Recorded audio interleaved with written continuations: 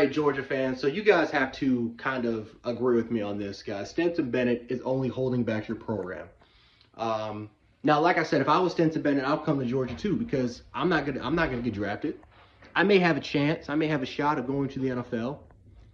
But I mean, again, how long will I last if I am in the NFL? Will I make a team? You know, so why not take advantage of another opportunity of coming back for a 6th year? I completely understand where Stetson Bennett is coming from, but I think we all can agree here that Stetson Bennett is not going to be a quarterback in the NFL for probably even more than a year, maybe even less than that. But it's a good story. Walk-on quarterback, national champion, tons. My respect definitely has to go to Stetson Bennett for that because that's an inspiration that anybody can definitely go out there, compete, work hard, and you may have a chance to be a really good quarterback in college. However, when it comes to the development of your players, when it comes to a lot of those 5 stars that are sitting on your bench, this is where it's going to affect Georgia, not just for this year, it's going to affect Georgia in the long run. Because we are in a day and age where the transfer portal is more alive than ever. It's more relevant than ever. And we have seen how fast players will bolt. Not a lot of players will be a Brian Robinson. Not a lot of players have the patience of a Stetson Bennett, right? Not a lot of players will even have the patience of what Mac Jones was for the University of Georgia, for Alabama, where Mac Jones had to sit behind not 1, but 2 great college quarterbacks. But even then, there are limitations. There are really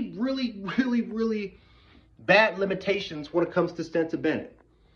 We all know what Stetson Bennett can do, right? He can run, he can throw the football, he's accurate, doesn't have the best size, like what, 5'10", 190 pounds.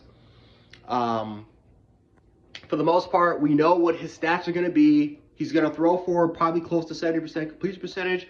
He's barely going to have 2,900 passing yards.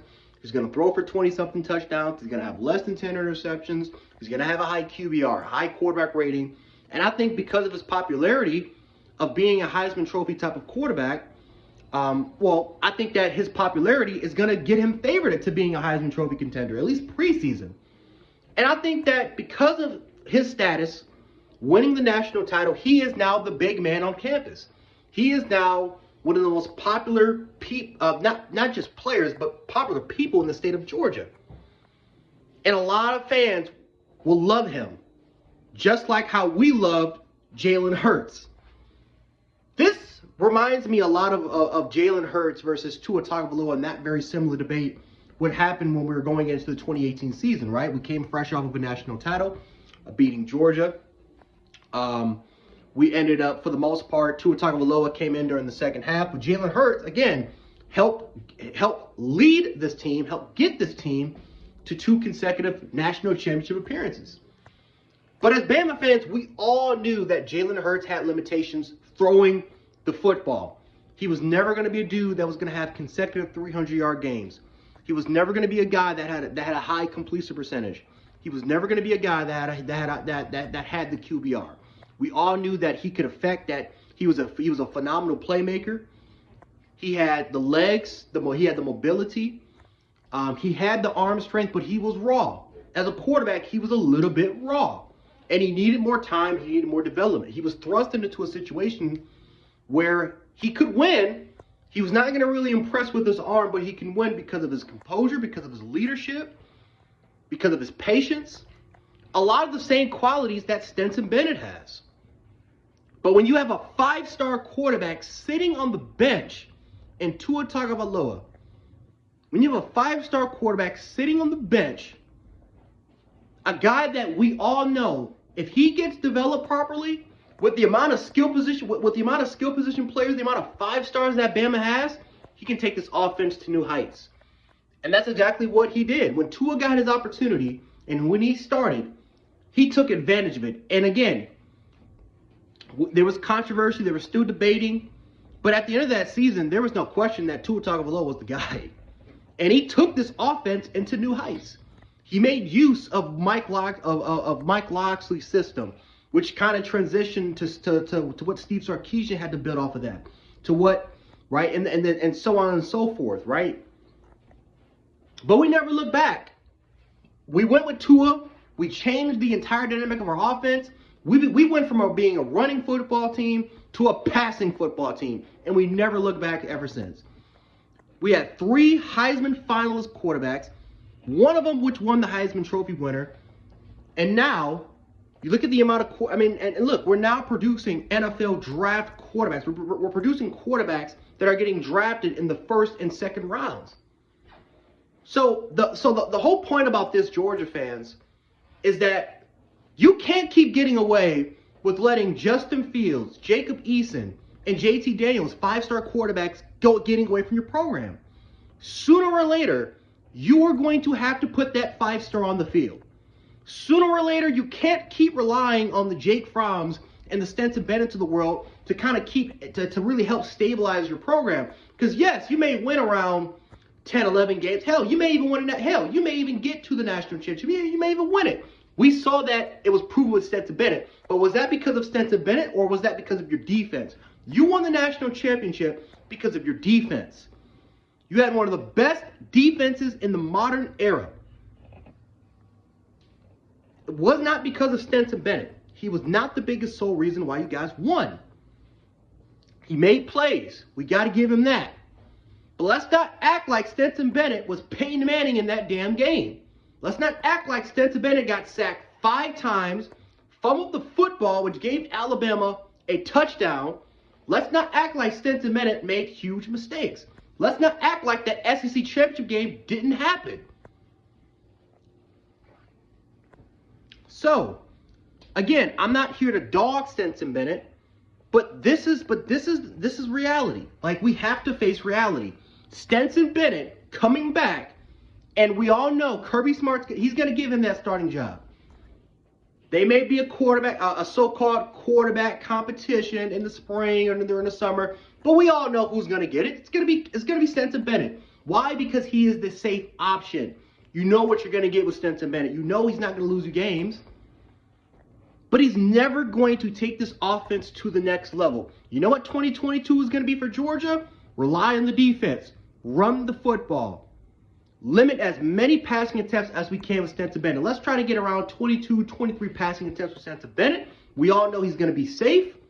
We know this. Georgia fans, you know this better than I do because you guys watch. You know exactly how this season is going to go for your Bulldogs as far as the intricacies of how your offense will work. But I'm telling you this right now because we had to adapt to this. We had to get out that Greg McElroy, AJ McCarron, Jacob. We had to get out of that. We had to adapt. We had to get better.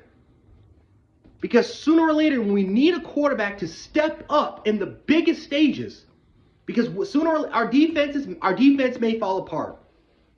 Our defense may fall apart. We can't keep relying on the defense to keep us in football games. We may have to win the shootouts. And that's what Alabama kind of failed to do in the past. We failed to win the shootouts because we never had dynamic quarterbacks that can do it for us. So, when you have 5-star quarterbacks, which there are, Brock Vandagriff is sitting right there.